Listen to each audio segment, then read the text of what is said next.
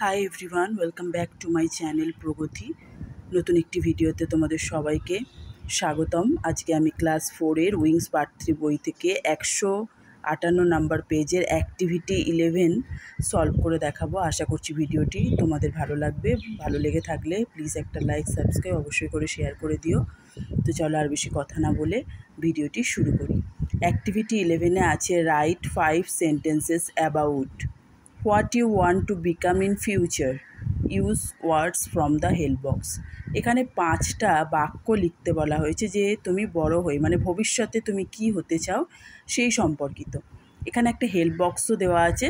Help বক্সে যে ওয়ার্ডগুলো আছে সেই ওয়ার্ডের সাহায্য নিয়ে তোমাদের এই 5টা সেন্টেন্স তৈরি করতে হবে। তো দেখো, আমি খুব ছোট ছোট কিছু সেন্টেন্স খুব সহজ ভাষায় লিখেছি। আশা করছি তোমাদের ভালো লাগবে। দেখো, প্রথমেই লেখা আছে, দেখো, I want to become a doctor.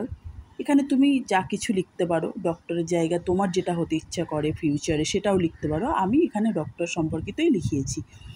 এখানে ডক্টর সম্পর্কিতই লিখলে এই যে হেল্প বক্সে যে ওয়ার্ডগুলো আছে সেগুলো ইউজ করতে সোজা হবে। তবে অন্য কিছু তোমরা লিখতে পারো এই হেল্প বক্সের ওয়ার্ডের সাহায্য নিয়ে। তো দেখো, when I grow up, I want to become a doctor when I grow up. I will help sick people get better.